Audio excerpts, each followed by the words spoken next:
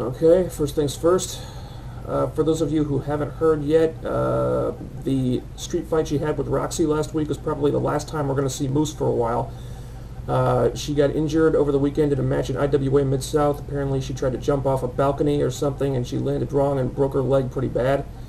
And I saw the video of it happening, and the bone didn't break the skin, but you could clearly see where the femur just snapped right above the knee. It looks seriously painful. And anyway, she had surgery. She had a metal rod inserted in there, and they say she'll be out about 6 months. And like I said before, I don't like seeing anybody get injured. So get well soon, Moose. Hope you have a speedy recovery. And with that, on to Impact.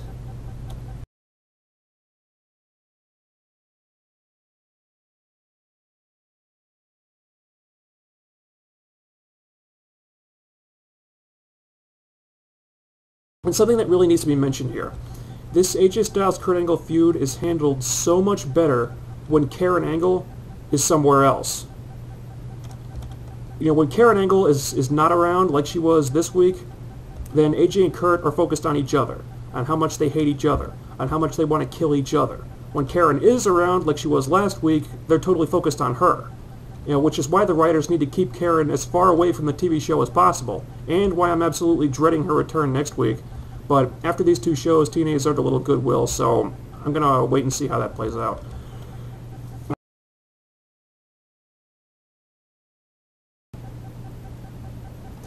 Thank you, TNA, for making my point for me so well. Last week's Impact wasn't a terrible show, but the Karen Angle drama and the ripple effect that it caused on the rest of the show definitely brought it down a few pegs. This week, Karen's involvement was kept to a minimum. She wasn't overexposed, the focus of the feud was kept on AJ and Kurt where it needed to be, and look how much better the show was as a result. And I'm not trying to crap on Karen Angle here or anything, but I definitely think the right formula for her at this point is less is more. Anyway, very solid go-home edition of Impact. I think the show rebounded nicely after they stumbled a little bit last week. They finally got the X Division champion back on TV. You know, that's always a plus. And what I liked about this show was that this was one of the best Impacts in a long time in terms of pay-per-view hype, and that it managed to put over the entire card for Victory Road in a way that didn't feel like they were trying to cram way too much in. You know, every match on the card got some attention, and that's the way pay-per-view should be built up. You don't focus on just a few specific matches. If you focus on the whole card, you give people more than just one or two reasons to order it. And TNA hasn't always done this in the past. So every feud got some attention, and they even had some airtime left over to fill, which I assume is what the six-man tag was doing there. And it wasn't really a bad match, and I'm certainly not going to complain about Petey Williams getting back on TV. I just felt like there was no real reason for the match to be there, unless it was to set up Tomko versus Abyss, which I wouldn't mind seeing at all. I know originally Abyss was going to feud with Scott Steiner when he came back, but Steiner's out with a knee injury now, so I think Tomko would be a great replacement if that's where they're going with it. So anyway, just to cover the main points of Impact, first of all, we have a new Knockouts champion, Taylor, who now has the last name, Taylor Wilde. Taylor Wilde beat Awesome Kong for the belt in a big upset, and Roxy came out during the match to fend off Raisha Saeed. I was surprised to see that. I don't know where they're going with it. Maybe they're going to pair up her and Taylor now. No, I'm cool with that. You know, whatever gets Roxy back on television is fine with me. As far as the title change itself, I'm happy about it. It came off well. They made it look important enough by lingering on it for a while. They showed multiple replays, and they didn't immediately cut away to something else like they usually do. I definitely think it's time they took the belt off of Awesome Kong. Her work has been as good as ever, but her act is getting a little stale at this point. I think it's time for them to go in a different direction with her and freshen up her character a little bit. And while I do think that Taylor needs a little bit of work in the mic skills department, this was still a great way to debut her. The crowd is into her big time. It's a new, fresh rivalry for the title, so this worked out for everybody. And anyway, moving... Sorry. Sorry, I'm a little sick right now. So anyway, moving on. They finished round 2 of the World X Cup, leaving rounds 3 and 4 for this Sunday. Can't wait for that. The more I see of Masato Yoshino, the more I want him to stick around after this tournament is over. That guy works his ass off. I wish I could say the same for Doug Williams, but aside from his really cool-looking finisher, that guy didn't really do much of anything. Luckily, Yoshino was fast enough to compensate for that. Anyway, we also saw a video of Sanjay Dutt training his Guruites.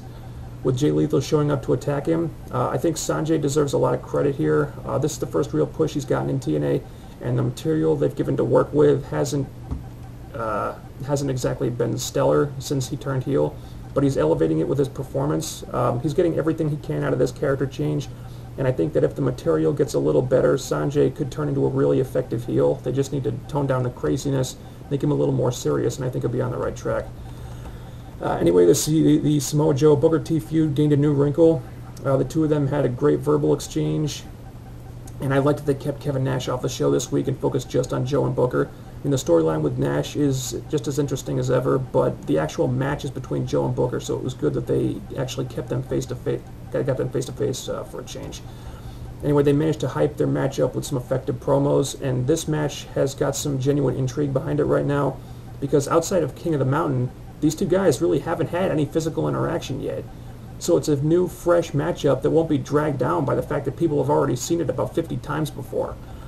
Of course, Sting making his return adds another level of intrigue to this, and if the main event of Bound for Glory is what it's been rumored to be, then it's great that they're bringing Sting back in now, because it gives them plenty of time to build it up. And if there's one real complaint that I have about this show, is that this segment should have gone on last. I think they should have had this after the 6-person tag, and then end the show with everybody wondering what Sting's going to do at Victory Road. Just leave that question hanging in the air. But, you know, anytime the TNA opts for action instead of talking, I'm not going to gripe too much about that. So, a very solid Impact this week, and now let's move on to the stacked card that is Victory Road. First, we have Gail Kim versus Angelina. This has great build-up. The video packages for these two have been really, really well done, with some nice attention paid to character development. And don't be surprised if this ends up being for the #1 contendership to the Knockouts title. Speaking of which, we also have a rematch with Awesome Kong and Taylor Wilde. These two have very good chemistry. They match up well. Taylor's got a lot of momentum coming off her big wins, and it's her first TNA pay-per-view, so she's going to be looking to make it. She's going. Blah. Excuse me. She's going to be looking to make a name for herself. Got it that time. We also have LAX versus Storm and Rude, and this is the only match that I'm not really interested in, but their Impact match was solid enough, and LAX always deliver on pay-per-views, so I'm not worried about this one at all. Now, we've also got a shitload of X Division action for the first time in a long time, too. We've got Jay Lethal versus Sanjay Dutt. These guys had a great match at Genesis last year, and they're going to be looking to top themselves. And then we've got the World X Cup Finals, rounds 3 and 4, a 12-man elimination match. It's going to be insane. Plus 4 Corners Ultimate X on top of that. Then we've got Kurt Angle, Team 3D, Christian Cage, Rhino, and AJ Styles in Full Metal Mayhem, probably. You know, that match speaks for itself. And then in the main event, we've got Samoa Joe versus Booker T. And regardless of whether you think this match is a bad matchup or whether it's a too big of a clash in styles or whatever, you know, this is still a dream match. It's name versus name. We've never seen it before. And the build-up between these two has been really interesting. Plus, you've got Kevin Nash and Sting as the X-Factors in there, too. And this is where I need you guys to really listen to me, okay? Now, I'm supposed to be biased because I'm a TNA fan, but you guys know me better than that by now. And you know that I've given enough TNA shows bad reviews over the last 7 months to prove that I'm not just some brain-dead mark who's going to praise them to the moon no matter what they do. So please believe me when I say that there is no way you can look at this card on paper right now and tell me that this does not have the potential to be the best pay-per-view of 2008 so far. I mean, like always, yeah, the execution of it is going to be a big factor, but this is looking like one hell of a show right now. If you miss it, you'll regret it. Order Victory Road. I'll talk to you when it's over.